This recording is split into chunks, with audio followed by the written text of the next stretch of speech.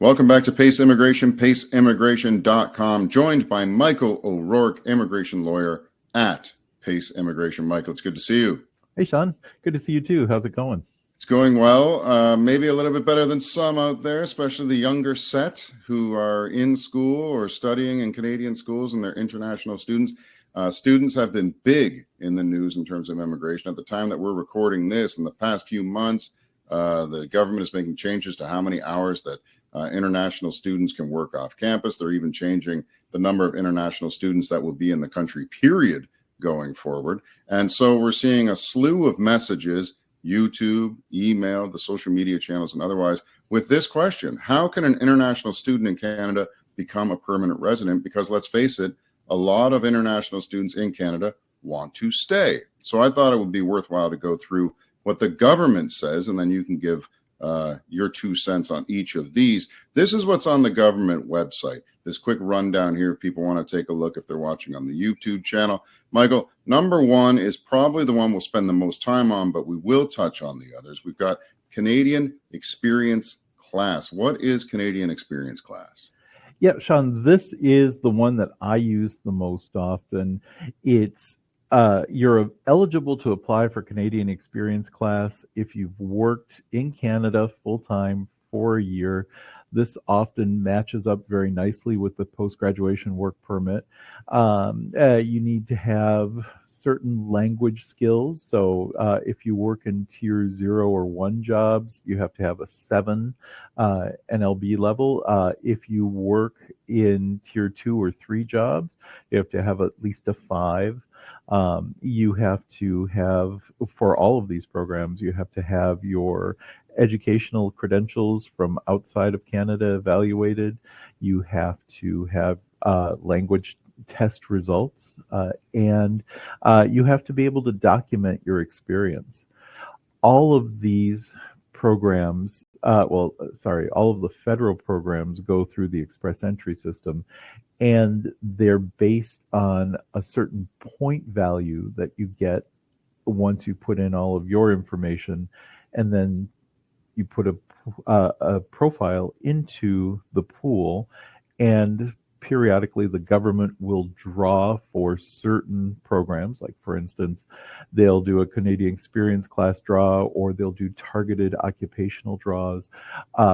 And if your points match the level of the draw, then you're invited to apply for permanent residence. Okay, so Canadian Experience Class in there, I mean, I get it. The express entry, we've talked about it before. You get so many points, say, for your age or for your education credentials. And the time spent in Canada, I guess, is key here when we're talking about Canadian Experience Class. Unlike the United States, Canada will give you credit for being in the country as a student? Yes, and they will give you, so if you finish a degree in Canada, you'll get points for that. If you have Canadian work experience, it should probably be called the Canadian Work Experience Class, because if you don't have a job offer, then it's unlikely that you're going to get to the level of points needed for that invitation. Okay, so let's skip on down to the Federal Skilled Worker Program. Some of these programs, is weird. They all kind of seem like they want to morph together, because we're talking about Canadian Experience Class, but we're mentioning work. And then we also have here the Federal Skilled Worker Program. So what gives? Federal Skilled Worker is a little bit more targeted. You need work experience in tiers 0 through 3 again, so fairly high-level jobs. You have to have 1 year of continuous work experience. There are slight differences, but when we go through and evaluate a client's points, we'll look both for Federal Skilled Worker and Canadian Experience Class just to see what the current draws are, what the government seems to be prioritizing in terms of who they're looking for permanent residence, and which programs the client falls best under. So we can apply both under Experience Class and Skilled Worker. It's just a matter of figuring out where the winds are blowing. Okay, and then we have here the Federal Skilled Trades Program. How does that differ from the Federal Skilled Worker Program? It differs because nobody ever talks about it. In fact, let me interrupt you for a second. That's true, because when I put this list together, people might be interested to know, I took this directly from the government's website, and you're right, the federal skilled trades program wasn't even on it. Yeah, exactly. And it might not apply in many cases, but it gives you more of a runway. So federal skilled trades, if you have experience in certain major groups, it can be anything from a butcher and a baker to different machine fabrication. It looks through all of the trades: plumbing, construction, things on that order. Federal skilled trades gives you the ability to apply under that stream if you have 2 full-time years of work experience within the last 5 years. So somebody coming to Canada, say for a year program or a certificate or diploma, might qualify for this based on their previous experience. That's interesting, because we talk about federal skilled worker a lot, but not too many people are talking about the trades. But at the same time, the government's saying, hey, we need more tradespeople. Right, exactly. And the trades program also has a really distinct benefit that federal skilled worker and Canadian experience class don't have.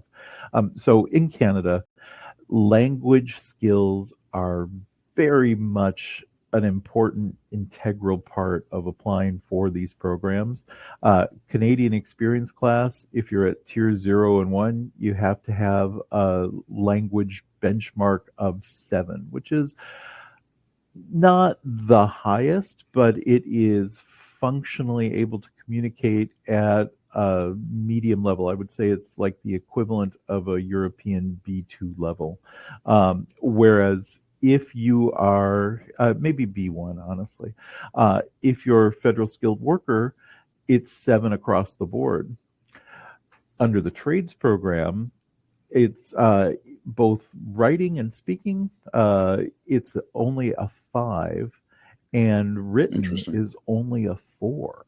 So that's interesting. Yeah, it is actually quite interesting. It gives people who don't have the strongest language skills, but who have useful skills in the trades, a real good pathway to come into Canada. Excellent. I have a soft spot for the blue collar. So if you're a tradesperson out there watching this, maybe you should talk to Michael for sure about that avenue. The provincial nominee program, Michael, as you said, the federal stuff is one thing. This is provincial. How does that square, though? We're always saying that the feds are in charge of immigration, but here we have provincial nominee program.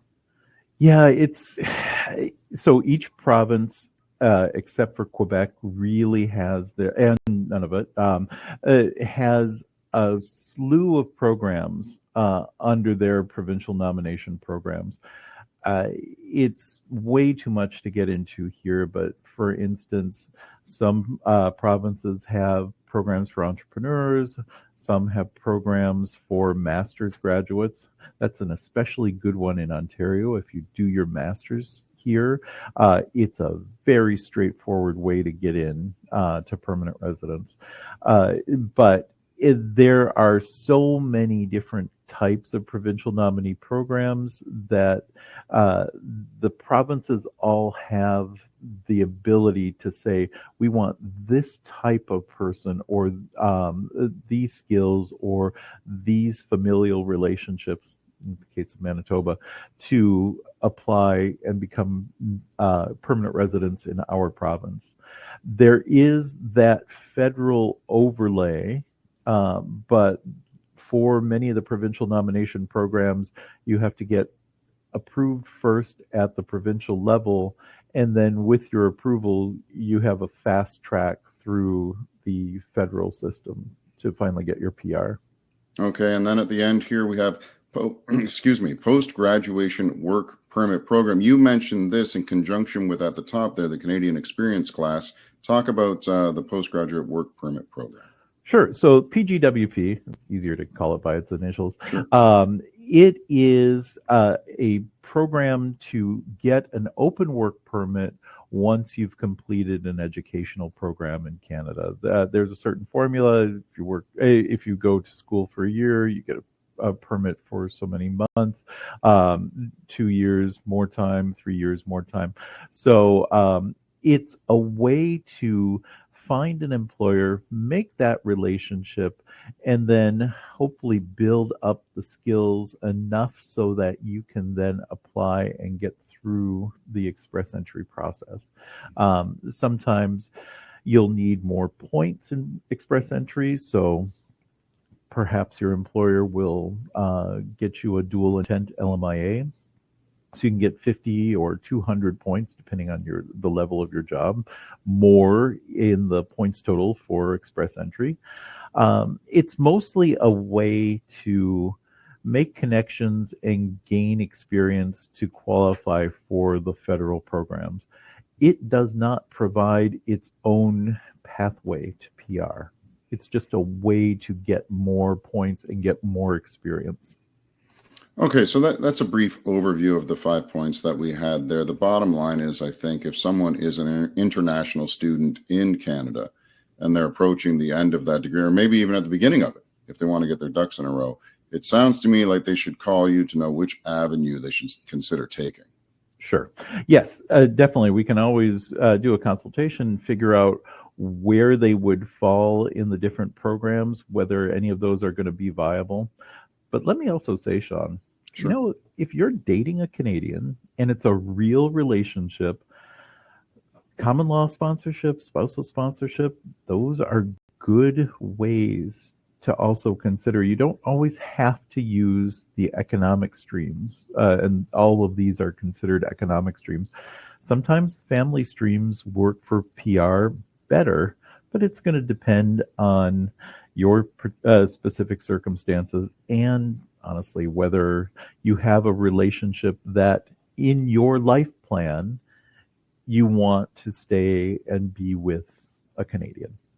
Right. And this reminds me of a conversation we had once. I think it was online. We were doing one of these videos, and I think you said something like, some people might not even know that they're American.